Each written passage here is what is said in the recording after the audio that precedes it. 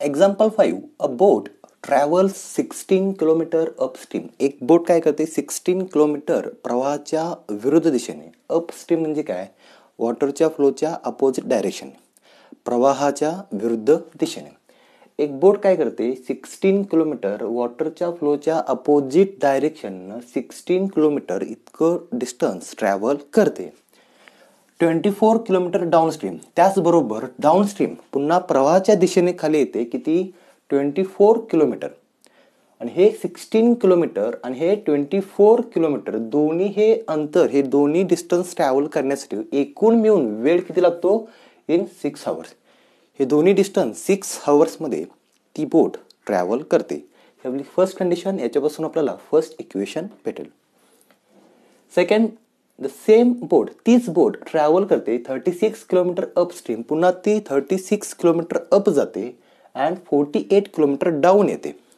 आणि ही पुन्हा दोन डिस्टन्स ह्या ट्रॅव्हलिंगसाठी 36 किलोमीटर अप जाण्यासाठी आणि 48 किलोमीटर डाऊन येण्यासाठी दोन्ही मिळून एकूण वेळ किती लागतो 13 आवर्स. एवढ्या वेळेमध्ये 36 किलोमीटर आणि 48 किलोमीटर इतकं अंतर ट्रॅव्हल करते.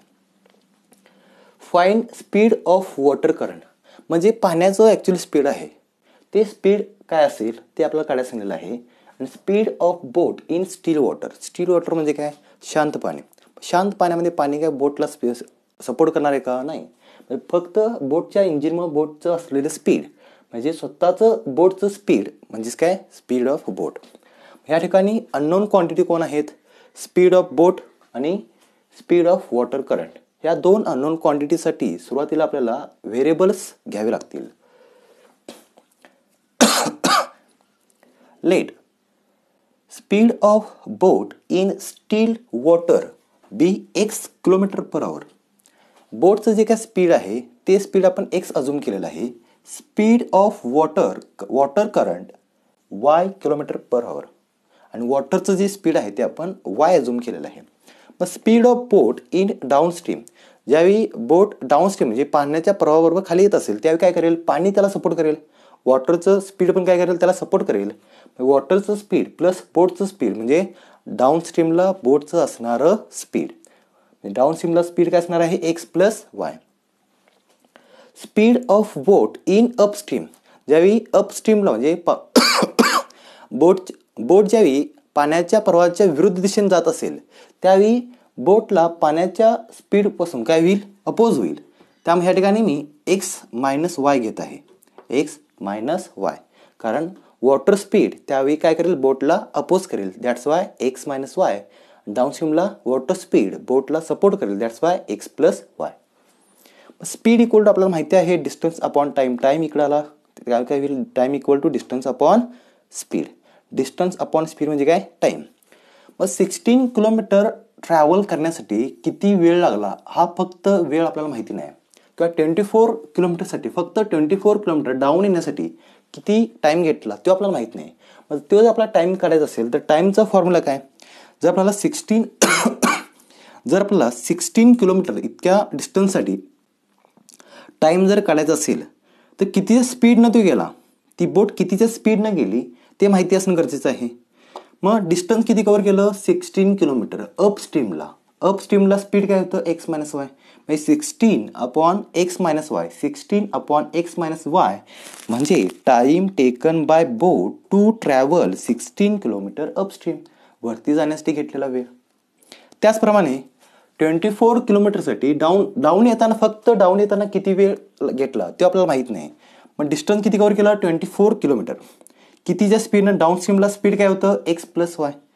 मग 24 kilometre upon x plus y हा म्हणजे आपला घेतलेला वेळ. Time taken by boat to travel 24 kilometre downstream म्हणजे काय 24 अपॉन x प्लस वाय. म्हणजे हा 16 किलोमीटरसाठी घेतलेला वेळ, हा 24 साठी घेतलेला वेळ, त्यांचे हे फॉर्म्युलेज, त्या टायमिंगचे हे फॉर्म्युलेज, हा दोन्ही मिळून वेळ किती आहे 6 hours. From first condition 16 upon x minus y plus 24 upon x plus y is equal to 6 equation 1.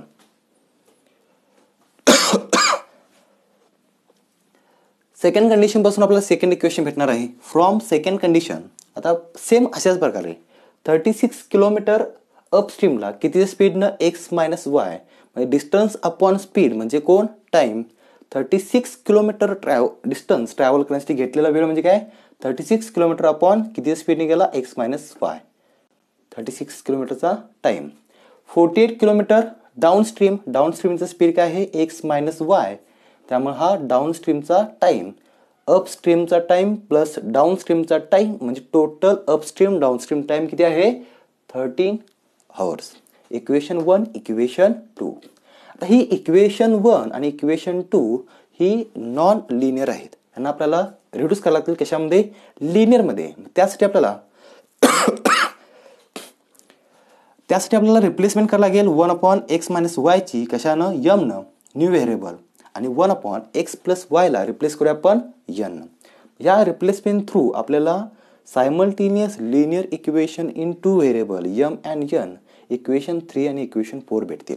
आता ही इक्वेशन सॉल्व्ह करण्यासाठी या ठिकाणी स्पेस कमी असल्यावर मी डायरेक्ट हे जे आन्सर घेतलेले आहेत सॉल्व्ह केल्यानंतर आपल्याला m ची व्हॅल्यू भेटेल 1/4 आणि n ची व्हॅल्यू भेटेल 1/12. ह्या m आणि n च्या व्हॅल्यूज जर आपण या ठिकाणी पुन्हा होते पुट केला कारण m म्हणजे काय म्हणलो आपण माशी m म्हणजे 1/x-y is equal to m ची व्हॅल्यू 1/4 आणि n म्हणजे काय 1/x+y म्हणजे कोण n 1/12. हा 4 इकडे आला हा x-y तिकडे गेला x त्यामुळे इक्वेशन काय तयार झालं 4 equal to x-y equal to 4 equation 5 x+y त्या साईडला गेला 12 इकडे आला म्हणजे 12 is equal to x+y equal to 12 equation 6 equation 5 equation 6.